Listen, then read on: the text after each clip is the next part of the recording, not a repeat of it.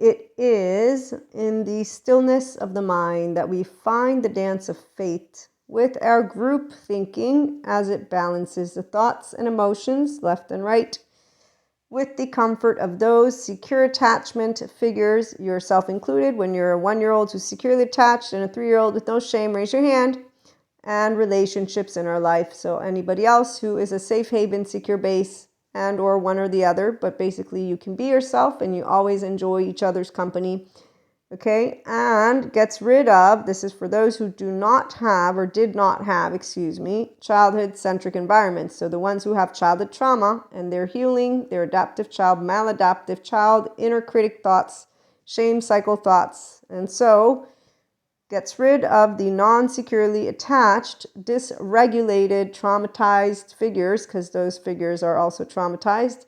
That's why they learned that 1 year of life, that second, third, they learned fear and terror. So their mind has family in the head, which is not a nice picture. They use the dark sides of neuroplasticity, but this is where we're supporting people, the securely attached, and anyone who's healing their self with a good therapist and the securely attached, healthy self-worth people. So they're finding the stillness of the mind, inner growth mindset. Okay, so expanding the window of tolerance to window welcome for the emotions that arise. Using the brain in a way of thinking things that are not facts, thoughts, and emotions. They're not irrefutable facts. Okay, so you have silence because you have the prefrontal cortex engaged and you are aware of yourself. Use your name. And you're not going to say my thoughts and emotions are truths. You're going to notice that that's happening. So you notice because you're working with yourself and you're getting home to your whole self. It's called earned secure attachment for those who are getting to get back here.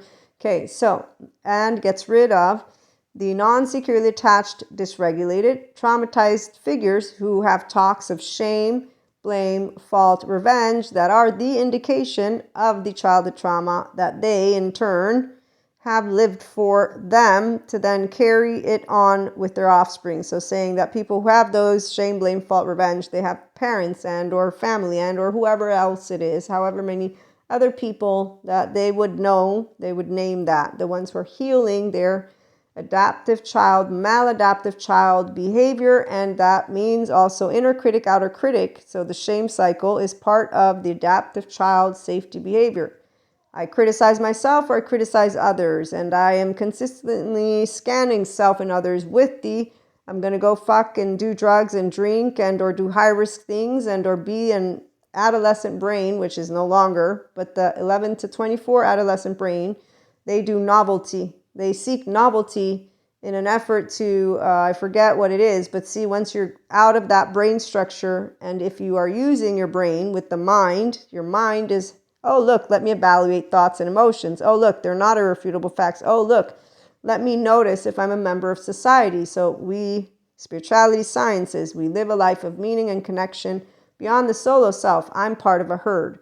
As I get older, if I am smart, not I think I'm smart. No, if I think I'm smart, I live like those with superhero capes and supervillain capes and super saving people capes.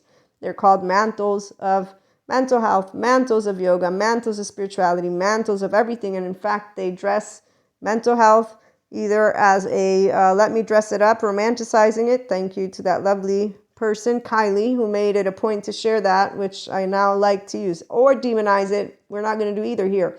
Grown-up land says nobody has else's journey need to go on a star and to find themselves. Nope, that's called pseudo-liveness. So anybody who's needing to prance around and make a list for us, we know they have not yet gotten to number 4, complete recovery of trauma charges. So we all have basic trauma charges. Our 16-year-old is where it stops, which is why when you hear me say teenager, I'm talking about the adaptive child. Now let me go find for you the adaptive child.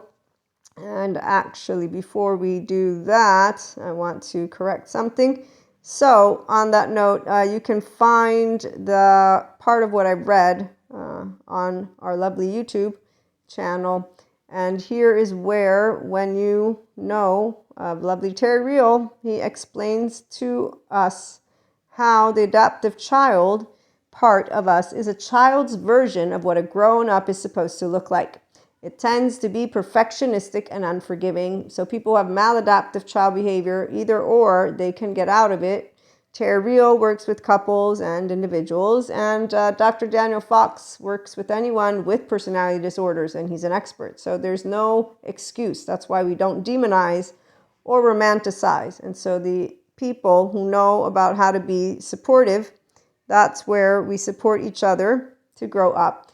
Patrick Tiahan, childhood trauma survivor, Healing. Here's what he has to share about childhood trauma. When children are not allowed to hate being abused, they will start to hate themselves. He shares that on his YouTube channel, his community. You can go find him on YouTube. And as he shares, children going through childhood trauma make themselves at fault for the abuse because due to their development, they cannot fully see the cause and effect of adult behavior. As children, we think if we were smarter, we'd solve the family problems. If we were stronger, we'd protect mom from dad. If we were more interesting, we wouldn't be left alone. If we had just not made that noise, we wouldn't have gotten beaten. And he says, as adults, we're often still caught up in this survival type thinking that it can't be the adults or abusive people in our lives. It must be us and our failings. Children start to hate themselves because hating adults can often be too painful, and we are specifically told we bring it upon ourselves. Children are also too heart-based and hopeful to hate parents. Can't be them. We needed other adults to help us not hate ourselves for what was happening around us. You have the right to hate what you went through and perpetrators. This is part of a natural healing process, and our children need help with this because they feel like they are bad if they hate what was done to them and still believe they should have had the power to not have the parents be abusive. So this is his whole post. You can again find him. Thank you, Patrick. So this is that moment of truth where a person who's aware of their self and their childhood would understand this and conceptually say, I'm going to work with people who get me to be able to be my emotional, mental, and physical grown-up. Not use it as a parameter to go around and or deflect. Okay, so deflection is when a person's not ready to welcome their self back home. And the part about what is supporting the mind of those people are those secure attachment figures. When you meet healthy self-worth individuals, they will be able to call to your own 1-year-old because every 1-year-old, the attachment researchers are sharing this, not me. They all are seeking to return home to that which they were expecting to have, which is to have consistent contingent communication. When people do a little karma wheel, what they do is end up in codependent type relationships again. So they tend to do the it's my fault, their fault, shame, blame, fault, revenge. And so even in their head, there's not a stillness and there's not a Jacob personality where it's, oh, let me be objective. I have emotions going on. I have thoughts going on. These are not irrefutable facts. I'm actually a human being. You use your name. I'm conceptualizing. So getting out of perfectionism and unforgivingness. And I mean, for me, the word hate is really strong. I don't use it. But again, Patrick Tiahan, he has a community of people, so he addresses it in his way. I'm going to address it where a person can become aware. No person, no parents, none of our ancestors chose to have this trauma stuff. The basic trauma charges are very readily available for secure attachment people to move beyond. It's a bit tougher for the ones who have adaptive, maladaptive, but they can easily, again, with us, move beyond that too. And that's because if you think you're smart, you're not going to do it. You're going to say yoga brings demons out of you, or it's bullshit because you just don't like to hear that every person can be loved.